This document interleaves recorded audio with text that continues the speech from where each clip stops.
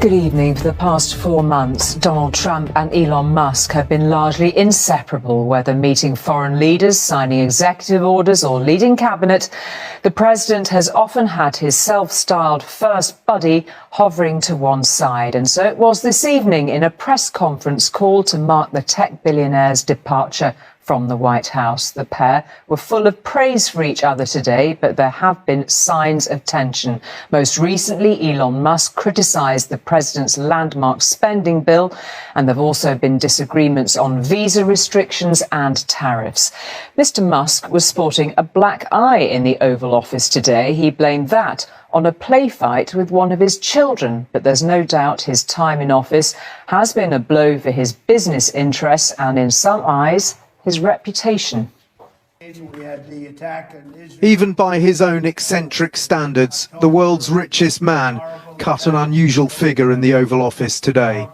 Sporting a Doge-Father T-shirt and a black eye, bruised also by his attempts to cut government bureaucracy. Mr. Musk, what do you think would be easier, colonizing Mars or making the government efficient?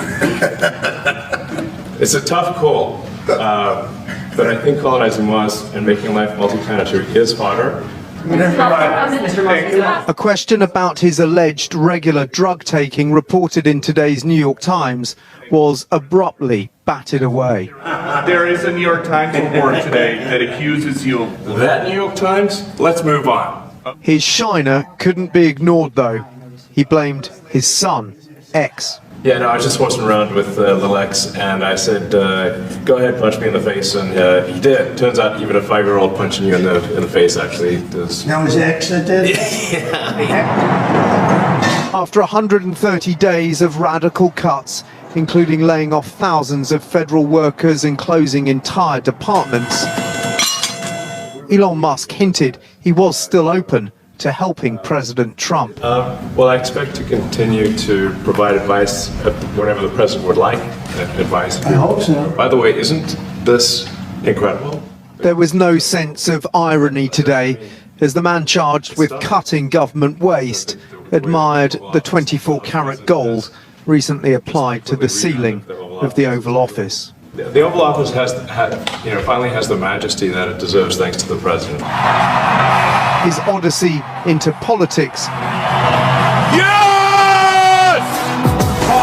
was at times like a pantomime.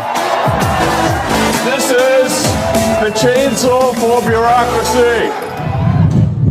But behind the bravado, he funneled more than $280 million into Donald Trump's campaign. That's the reason I'm here.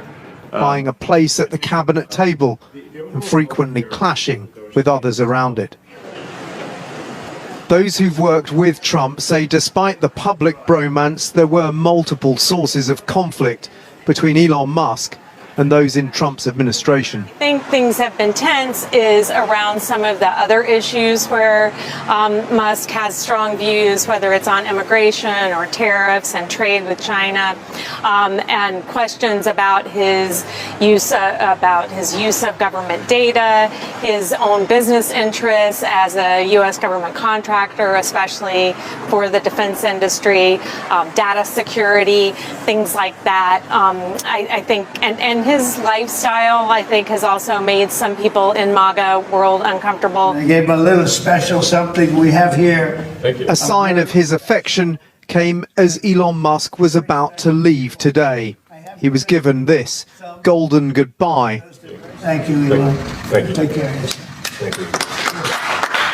Perhaps Donald Trump hoping it will unlock Musk's return to the White House one day. And Don joins us as ever from Washington with the latest. What did you make of what we saw in the Oval Office there this evening, Dan? And what actually did Elon Musk achieve in that time in his government role? Well, I think if you're going to put this in the terms of sort of reality TV as beloved by President Trump, this might be the end of an episode, but it's not the end of the series. I think we will see Elon Musk again. The Republican Party and Donald Trump, after all, need his campaign money. They've got the midterms coming up next year. In terms of his legacy, well, he vowed to save $1 trillion from the federal budget. He then had to revise that down dramatically, saying it would be more like 175 billion.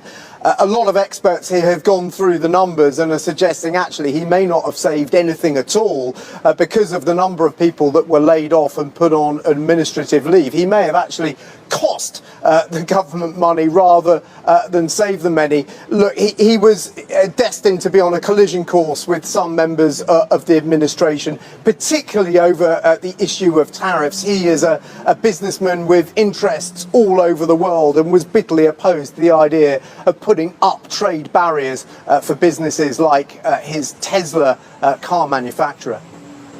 Okay, Dan, thank you very much indeed for that.